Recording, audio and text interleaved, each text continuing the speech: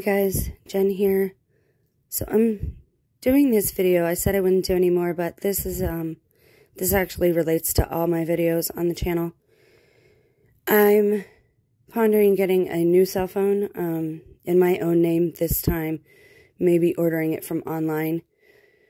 So I want to tell you the drama with that. When the abuse started, the whole, I call them sessions that had to do with this kickoff event that I dealt with. Like I said, there was a 3-day period where my phone was taken away. I had trash thrown on me. It was just vulgar. And there was 2 cell phones involved at that point. One, I had done my due diligence, and that's the thing. I don't think my spouse told these people that I used to work at a cell phone company as a tech. So I can tell when my system is being rerouted and things like that. It's very funny that every time I call a shelter or a church or anything on this phone, any office, I get this person named Jessica. Every time. For the last 3 years. That's weird. That's just not normal. They also sound the same. I worked on a cell phone telecommunications before I was a tech. I did incoming billing and technical calls. And, again, so I know, when things are happening in that manner.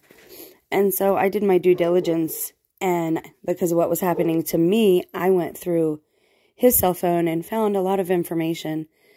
He said that it was calls for work, but it was awfully funny that, he took me to work with him one night, delivering food, and, he didn't have to call anybody. But he says he has to call these people to let them know that he's there, blah, blah, blah.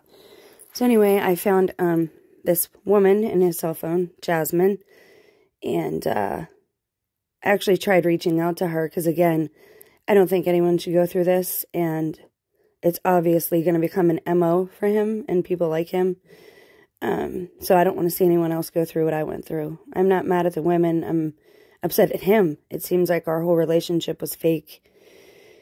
And I'll get into that at a later time. Everyone around me is military. Everyone but me. Everyone I meet, everyone I talk to, even when I was growing up. Everybody's military but me. That's weird too. So I found this information in this phone, and he said it was nobody or whatever, but he got very mad, and of course that first phone had to be thrown in a sink full of water. Which of course he denies now. Everything that's happened, everything he says, he denies even occurred. Which is messed up, because when it's just me and him alone, why is he denying things like that? And, but then there are certain innuendos that are made when he gets home about things I said that day, or emails I sent, or texts I sent. He'll bring up these same topics. That's a familiar pattern of a narcissist or an abuser. They try to intimidate you and let you know that they know what you're doing without coming out and saying it. Again, there's that plausible deniability. So the second phone, he had taken off of me and went into the half bath in the downstairs.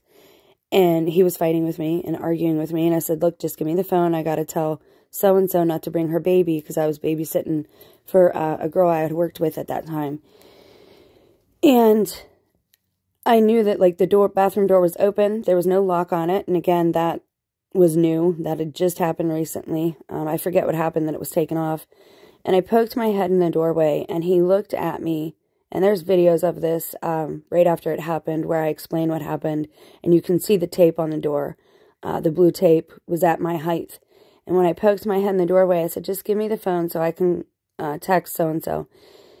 And he looked at me through the mirror, and he kicked the door. Now, if it was an accident, you kick it, and it bounces, and it stops. But he kept pushing, and my head was in there. That's how I got a concussion, and by pulling at my head, I almost pulled my own ear off. I had, like, allegedly 13 stitches. Now, it was funny, the woman who was giving me my stitches, and the hospital was spookily empty that night. It was very strange.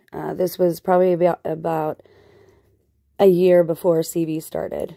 And the woman asked me, she said, can I put this stitch in here, blah, blah, blah. Again, seeking that consent. And I don't know why she was asking me. She had already started working, and it was like the last stitch. And I was like, well, yeah. I'm pretty sure there might have been, you know, a chip put in or something at that point. But anyways, and I think it's connected to the cell phone somehow, because you have that thing where something you're thinking of pops up on your cell phone, or you go to search something and it's right there in like the search engine, like it's ready to come up as soon as you type one letter in. I know this sounds weird to people, but again, there's this pattern with these cell phones. So that cell phone, I forget what happened to it after I was injured like that. I know he took it and he erased everything on it. Now, everything's usually backed up in my Google folder. Funny, that woman's picture and name were the only things missing. Again, I know what's going on there with people having other couples, and of course being inspired by royalty, as his mom posted on his Facebook. Again, every one of them is like mimicking somebody in the royal family.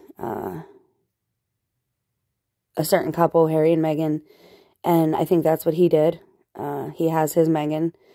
And because I think what we're facing now is, I did some research and I found stuff on Mandela. And I don't want to even talk about this because I know people will, you know, have things to say. And everybody should know me by now at this point. I don't discriminate against anyone for their outer appearance. It's how they behave. It's, are they trustworthy? Do they say things that are trustworthy, or are they deceivers?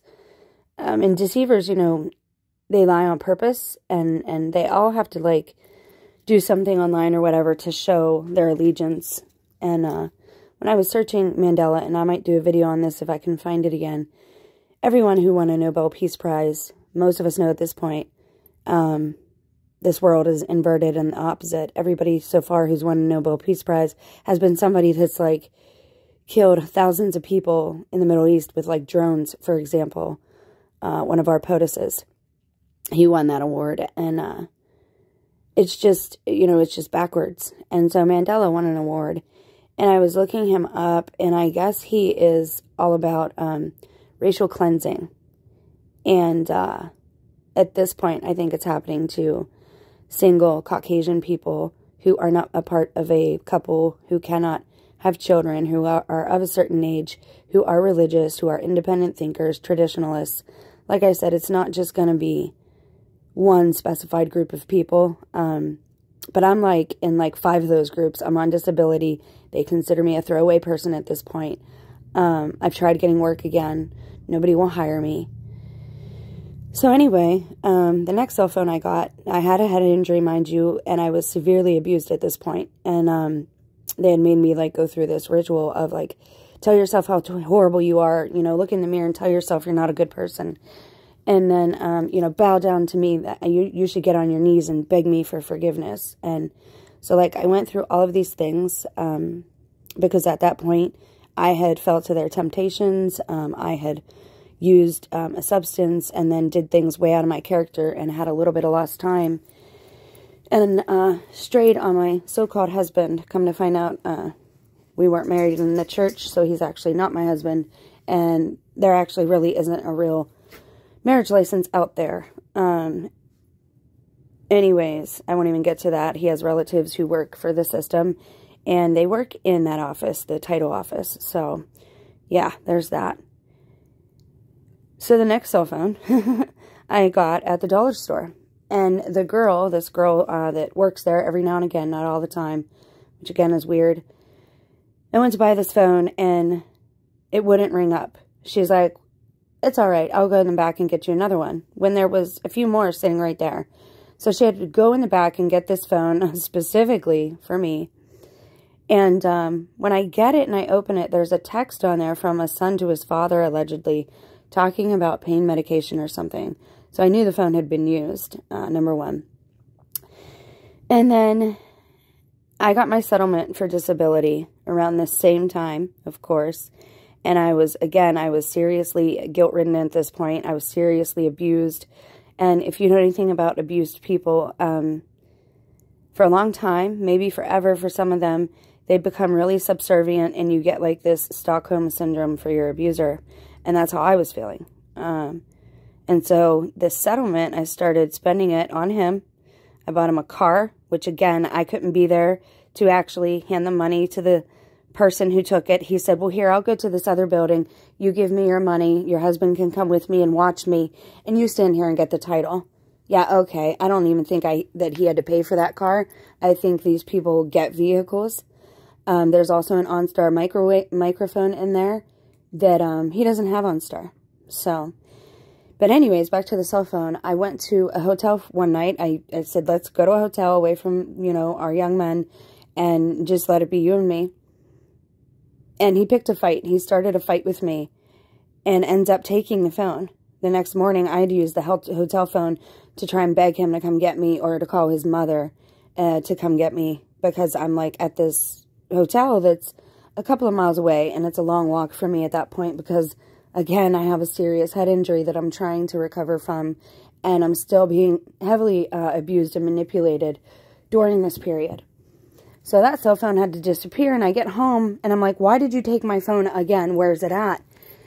I go downstairs because my son is down there, and he has it hooked up into the wall with some type of charger. I don't know. And again, there was all kind of things in the basement, like a computer tower and extra computers that just happened to be given to him by family.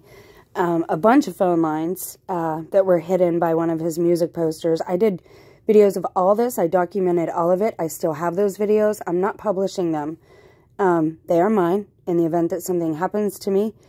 And somebody, or, you know, maybe authorities who actually are doing their job can have those videos. So everyone's saying, like, that I'm not a TI. This is very painful for me. I'm a human being. I've been with this man since I was 17. And to find out that he's with somebody else, probably has kids with them. Her children look just like my son. And she was from Florida. When I went down to Florida, she was moving up here from Florida. Which, again, this is all very strange to me. I don't understand what it meant at that time. So this is what is going on with the cell phones. Anytime I buy a new one, it has to disappear for a period of time. And something is done to it. So I'm going to buy another phone. And if you'd like to help with that, Sammy's link is in the description. I don't usually ask for help. I doubt that I will get it in this instance. But if you'd like to help, because I'm going to buy one online from a company that I know he doesn't have nothing to do with, because he ordered me one from Spectrum, and I had said I don't want it, and finally said, oh, okay, I'll take it or whatever. And he hugged me and was like, it was like a little, again, this is an abusive tactic is positive reinforcement and negative reinforcement. When you do something they like, you get a pat on the head and a hug or whatever. And at this point, again, I'm still recovering. I'm still kind of a mess. And he's like, oh, I'm so glad you let me do something for you, which is completely out of character. He doesn't behave that way, or he never used to. This is all new. His whole demeanor with me, everything has changed come 2017. And it's a pattern. His cousin also had several women, a couple Caucasians, a couple not Caucasians. Again, there's a reason for this. And I'm all about, like, I don't care who is with who. You know, I want to see people loving each other and loving their children. The problem with this is, again, it's all been planned and orchestrated. I knew this was coming. His best friend who was around and put the tape on the door, the blue painter's tape again, so he would know where my head was or whatever, and when to kick the door shut. Because, again, this is a pattern. He knew how I would behave. And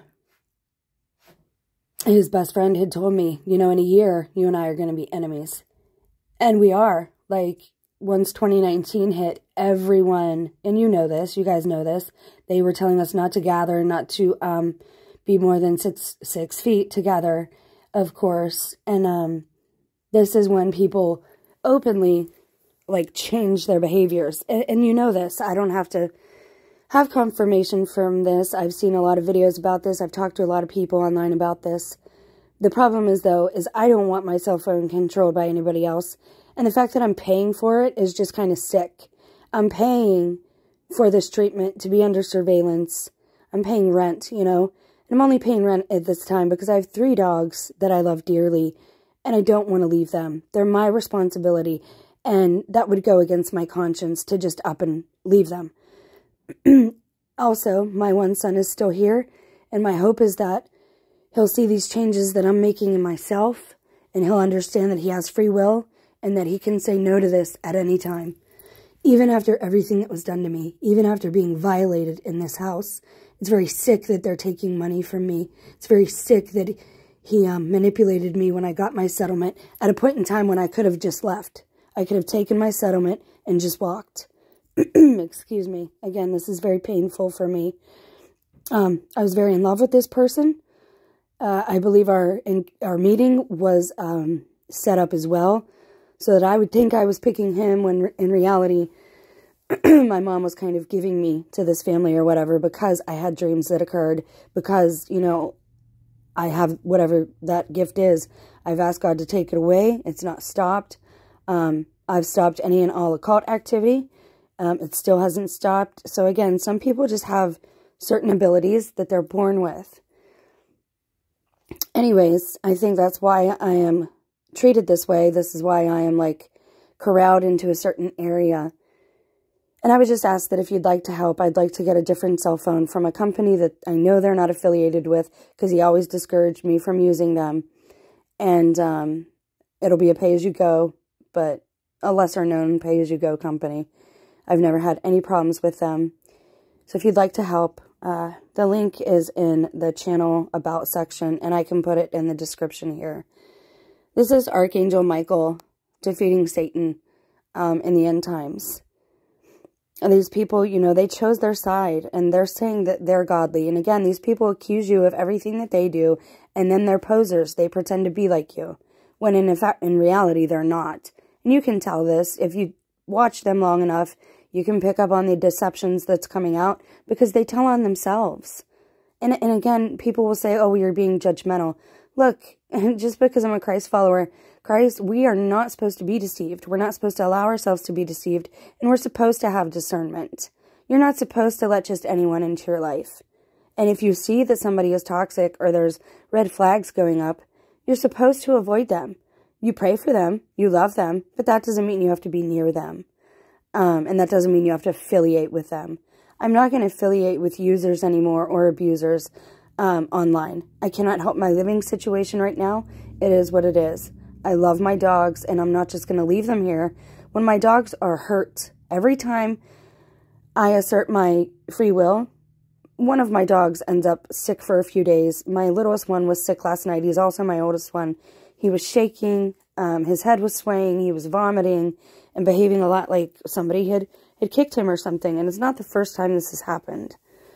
And anyone that's a real TI knows that your animals are targets too. They know that you love your animals, and it's sick. They actually want to see you cry, and that's perverse. I don't know what's happened to these people. I did a live last night. If you haven't seen it, you should definitely watch it, because we found some things together as I was filming the live.